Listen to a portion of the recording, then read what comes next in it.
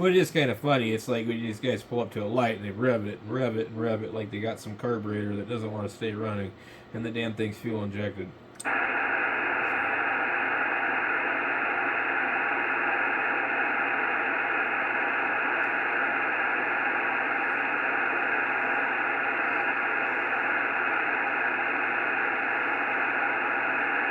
Unfortunately, I think that owning that Harley that I had and owning a bunch of Japanese bikes, it's like, I don't know, man. I mean, like, how in the hell are they selling these things?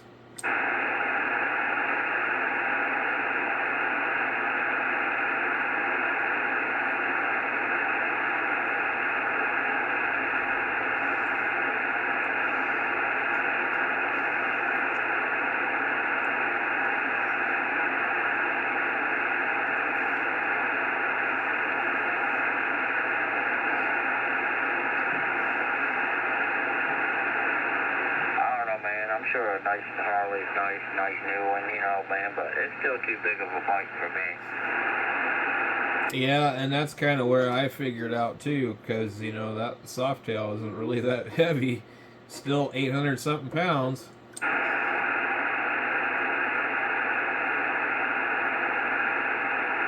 Not real light, And then you get the full dresser with everything on it. And what do they call it? The Dyna Wide Glide Touring. Got the damn three bags in the back, the two hard bags and the other hard bag in the middle, and the full fairing and the fairing that stays fixed when you turn the handlebars. I mean, they're cool. I wouldn't mind having like a one of those like road glides or something like that, but it is just huge. Oh, yeah. But what I definitely learned is there's no way that you want a bike without a full fairing if you're going to ride long distance. Yeah,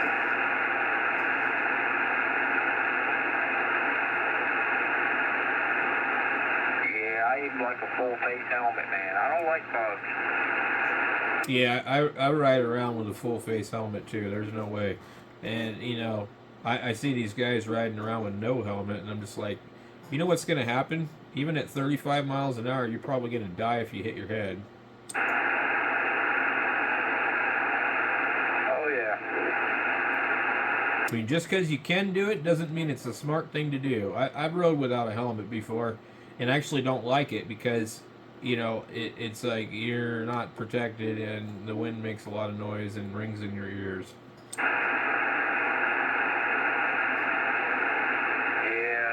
any kind of eye protection, man, head protection, leather, gloves, all that stuff, man, comes in handy. Oh, if I hadn't have been wearing gloves when I dumped the bike, I would have actually been probably grinded off probably quite a bit of meat on my hands.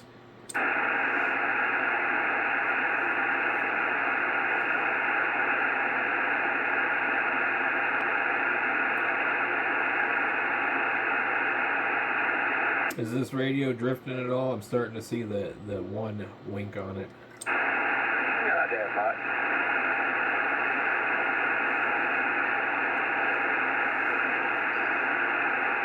This is the cleanest radio I've ever seen. I think it's from 1978. It's the cleanest one I've ever seen. There's only like one scratch on it at the top of the bezel, and it looks like they must have like moved it or something and scraped something on the top of it.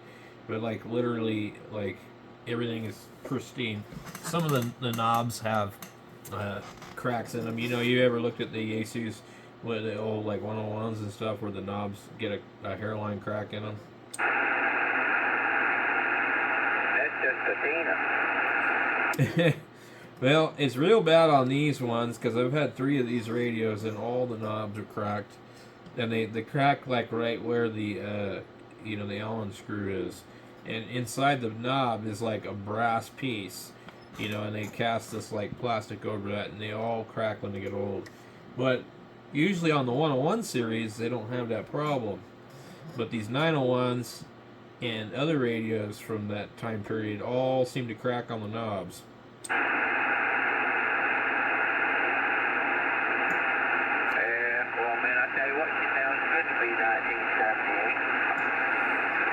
This one doesn't drift either. Not very much, anyway.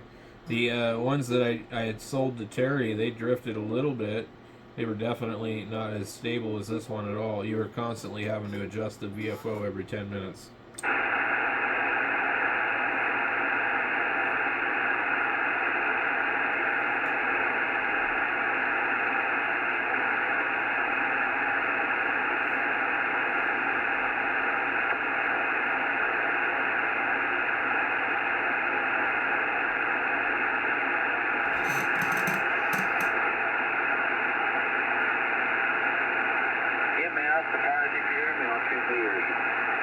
This will get better from here.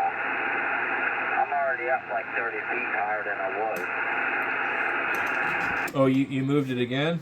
Well, from when I was down in the trailer, I moved up a whole nother level. Like this, Oh, I see what you're saying. Yeah.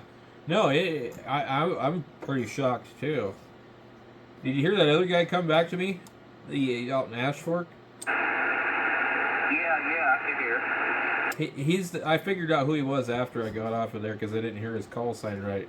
He's the guy that has all the DMR repeater stuff, like K7 LRD, and he has a couple of I think he's got more than one repeater, but I think they're out here, and he lives over there.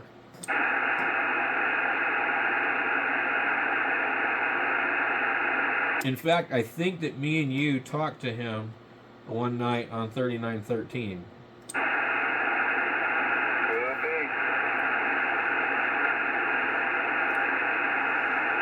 But anyway, yeah. I don't really hear that many people on 3913. Do you listen there at all anymore? I haven't heard Alex, but I heard Jim talking a couple times. You know, I stop in and listen to him, so I hear somebody talking. I talked to Alex about 2 weeks ago, a week ago. I hear the guy out in the northern Midwest that's got that big beam. I hear him pretty good. Unfortunately. Yeah, he thinks he owns the frequency. Yeah, well, with that kind of antenna, you know, he pretty much probably does. Well, the good thing is I don't hear him half the year, and then the rest of the year I hear him.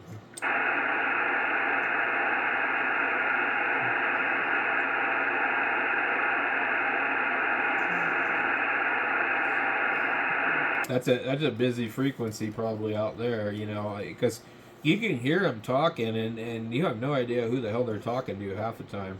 Yeah, he's probably up there on those lakes, and you know, he's up on a little bit of elevation too. And he's right in the middle of the country. He can talk all over everywhere. Probably right across the North Pole, no problem. Well, there's this like the problem is there's him and there's all these other little peanut stations over there. Like you can have a conversation with him, you're not going to have a conversation with the other people he's talking to. Yeah, they got to be you know, running full power or whatever. Like I can hear John in Joliet, Illinois. I guess that's probably right by a prison. I can hear him pretty good. I forget what he's called sign. It's like GGR.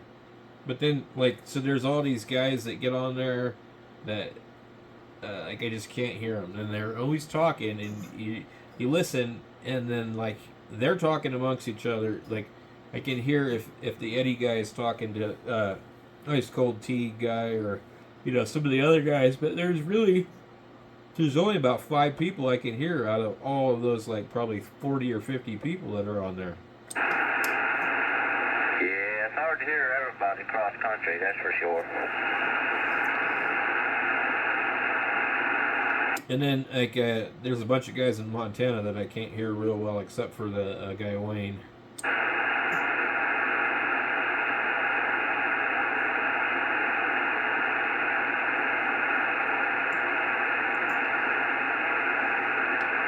That's what I was thinking about moving to Montana. Of course, the pay there is probably horrible. I'd freeze to death.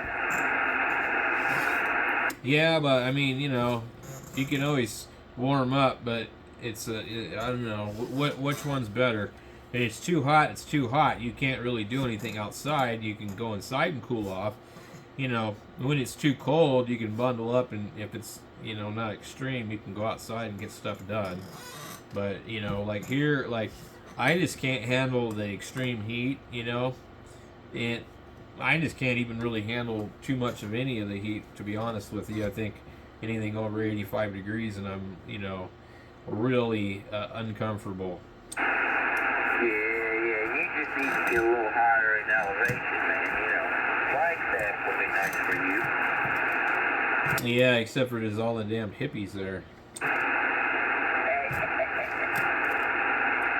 Hippies and lots of homeless people.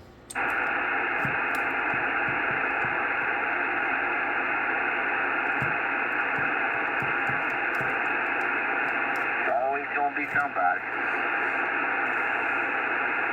Yep, they follow me.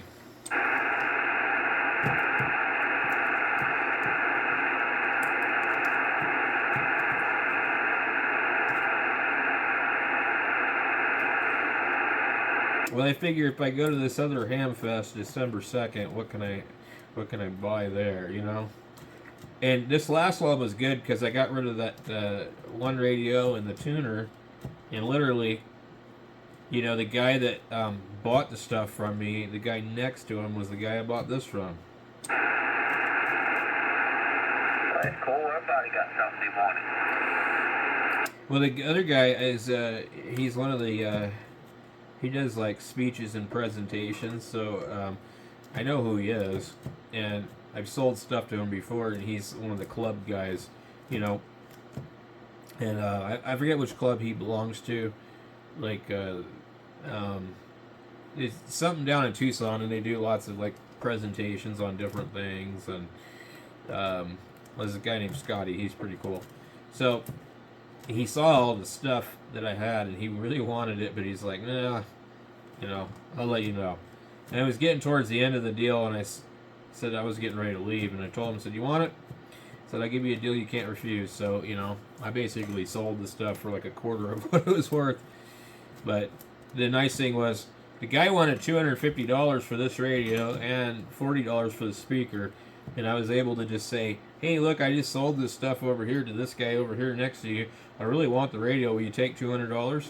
And he's like, he kind of, you know, got a puzzled look for a second and said, sure. Like I said, everybody's happy. F3R KG7HR. And then I noticed that on the table next to that was a 102 speaker. And so I gave him $20 for that.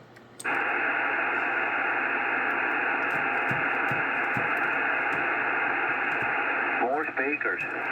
I don't know what to do with the 102 speaker. I think you need a special cord for it. You got to make one or something. I'm not sure. It's got like a foam patch in it. Oh yeah, I'm sure it's nice. This one come with the foam patch speaker too. I already had one of those. They sound good, but I don't have room for it where the radio is at right now.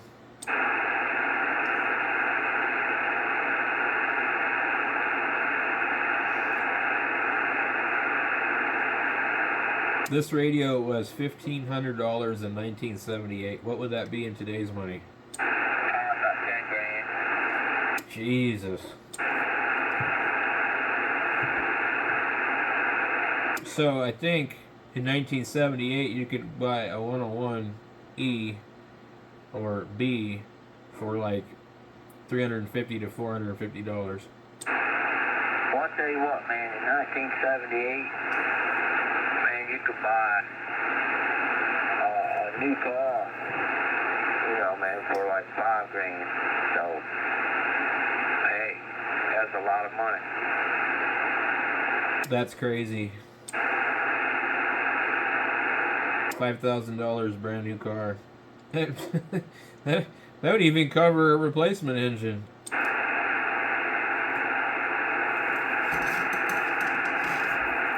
man, in the early 70s, like I was looking up, I had this Roadrunner, and I looked up what it cost brand new, and it was like $4,400.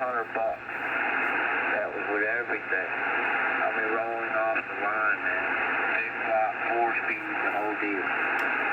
Fully loaded.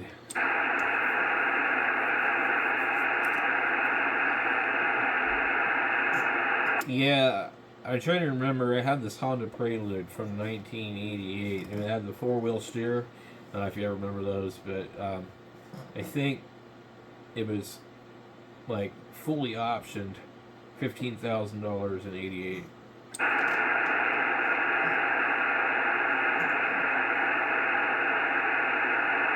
It's like this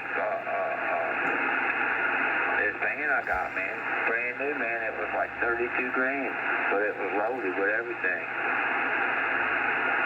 Yeah, I was looking at. I think my truck, like, it's a tradesman, you know, basically, like $25,000.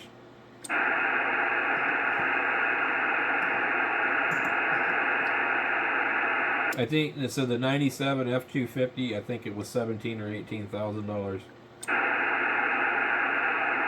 thinking back to back then. I think, man, if you made $10 an hour back then, you were lucky. You were solid more around the range of $5 an hour. Yeah, definitely.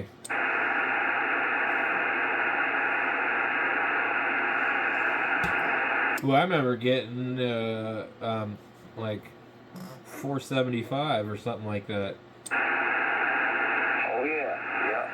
You know, and then if you want to work on a farm or something like that, they could pay you whatever they wanted.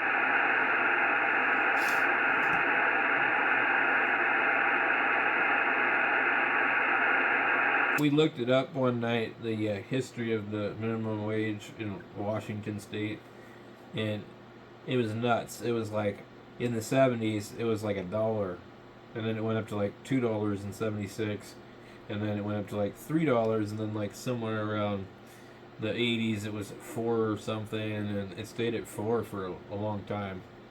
Yeah, I remember that $3 something minimum wage. That's crazy, you know. I was working in the fields and stuff, and I worked for this company. They paid $3.75 an hour. Yep, farm labor. Well, that was actually minimum wage that year. The next year it went up to something else.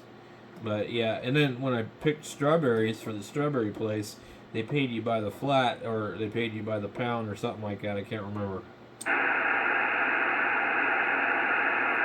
yeah. Whatever you do, make it dollar, you know. And then you had these checkers that would check your flat, and they'd punch a hole in your card, you know, and then I guess at the end of the month you turned in all your cards or something like that. I can't remember.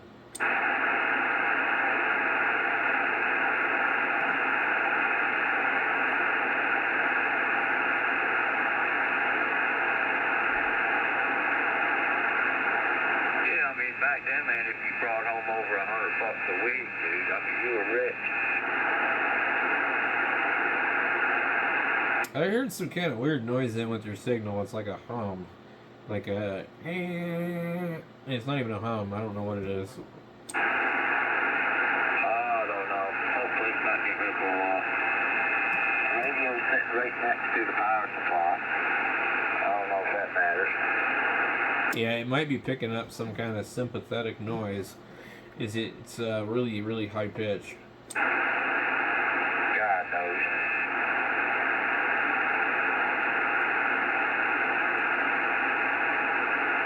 Maybe you're gonna have to take that antenna down and start from scratch with it, and it'll just double check it, because it seems like it didn't work as good as it used to. You know? Do you remember? Yeah, it's not worked right since I moved it up here. So you gotta try and see if you can copy how it was before, as close as possible. But there's definitely a noise coming in with your signal, and I hope it's not RF.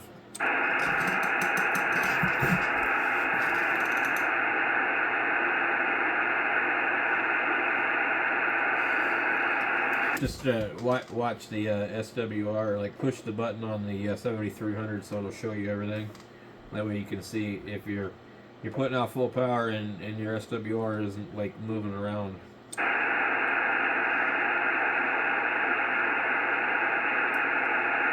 let me see. I'm running 51. 60 watt. Not doing any SWR hardly at all. On the radio, on my meter, I'm showing like a 1.7. Yeah, you know what's nuts is that ICOM 746 Pro folded back 50 watts with a 1.5 SWR. Man, that's always a pretty good SWR 1.5. That's not bad. Yeah, well, I wonder if there's something wrong with it, because I went down to 144 megahertz and it put out 100 watts. And I had analyzed the antenna on a Nano VNA, and it was pretty flat. But it was really good at 144. But I don't know how to adjust that antenna because it doesn't have anything to adjust. You'd actually have to clip the end of it. And it's a collinear antenna, so when you clip at the top, you got to clip at the bottom, and there's no way to really easily do that. Yeah, it probably puts that better higher up on the fan too. And it was really, really flat, and it looked like it was better at 144. So now the other radio gets really hot when I talk on it, but I mean, like, I've noticed that with every antenna I've used, and I know they're not all bad, but it's crazy though. So it might not be as good as I thought it was, and I'm trying to think of how I could lower the SWR or get it to where I want. You know, it's not like a beam where I have a gamma match or something. Yeah,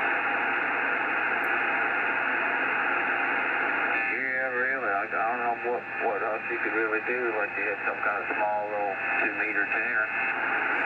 They make them.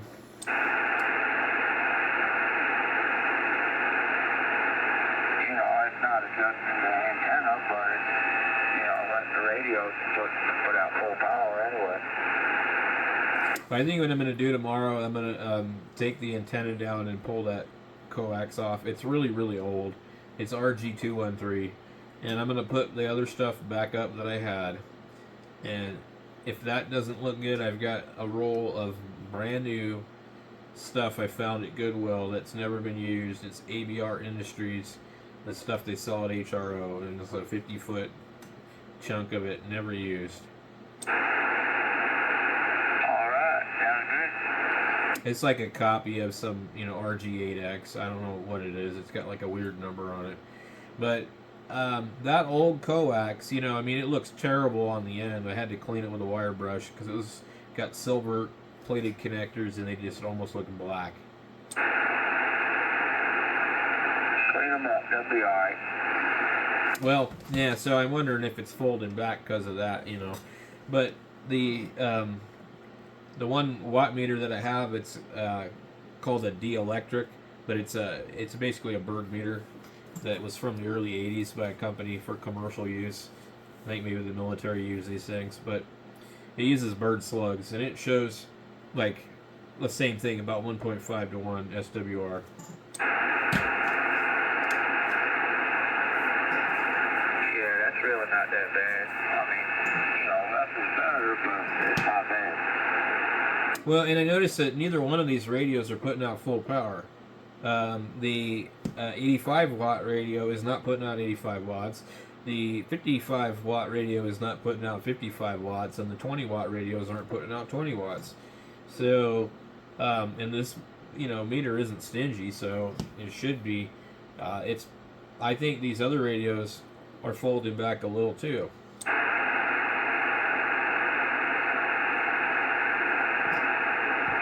it's hard to get them all to do right. Well, if it was super simple and easy, like putting together Legos, it probably wouldn't be any fun, right? KG7HR. That's right, and 3RKU.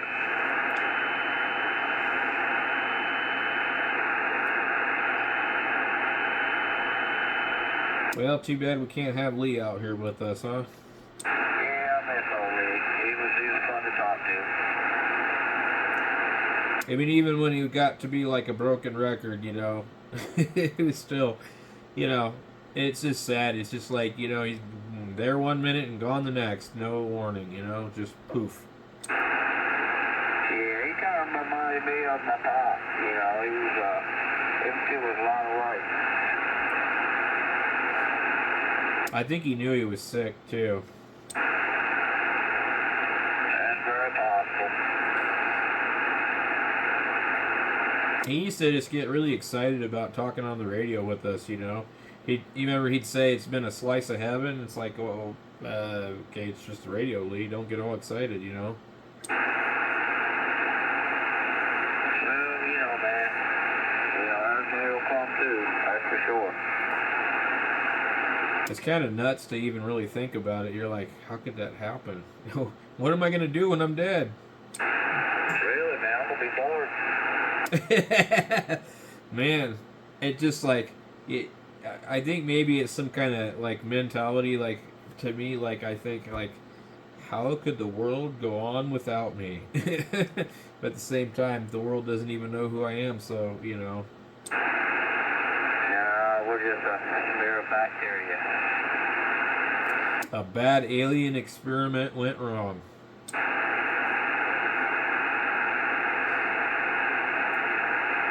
Back to the drawing board.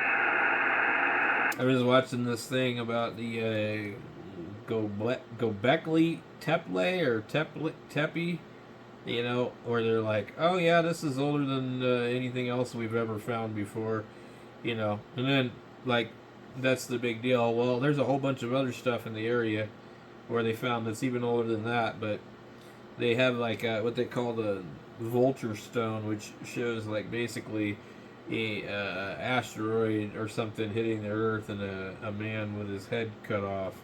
All kind of strange things out there. Well, it's like a prophecy stone, you know, or a warning. But they dug this place up because it looked like maybe they didn't know if the people back then like buried it on purpose or if something happened, you know. But I forget how far back it dates, but you know, it has these stones that show the end of the world kind of thing, or like a great flood, or you know, something. And it happened like this thing was like supposedly during the what they call the Younger Dryas period, and where they think that there might have been a great flood in that time period, you know. I'm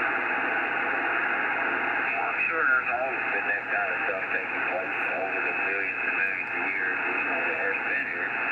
Now, there's been all kind of shit going on. Well, they were just talking about like what would happen if an asteroid, you know, hit the Earth and did this, and you know, like it was big enough, it would literally cause a great flood and wipe everything out, and you know, life on the planet would pretty much disappear.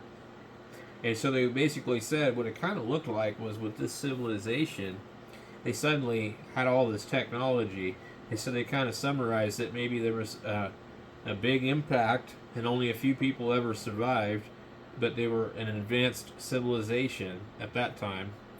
And so then when the world reemerged, these people were primitive. They didn't have technology, and these other people taught them the technology, and that was kind of like it's a weird theory, but it's an interesting video that they have on YouTube on this channel called the Y Files. Well, I guarantee you what's popular belief is probably not even close to what the real deal is. Well, that's what they were saying. Is they said that this stuff just keeps proving big archaeology wrong over and over again. You know, and there's, you know, the Smithsonian and all these other places, they don't want to reveal the truth about archaeology or the history. You know, they don't want to rewrite history, you know, or they want things hidden for a reason, you know. I mean, I don't know what their agenda is, but we all know that the Smithsonian makes things disappear. So I'm sure things of value and significant, you know, world-changing event stuff, you know. I mean, look at all the stuff that they covered up in the Grand Canyon. Oh yeah, you don't mess around there too much. Yeah, you can't. Yeah, that's right. M3 RKU. KG7HVR. It sounds like a basketball buzzer on your signal. Oh no. Alright, man.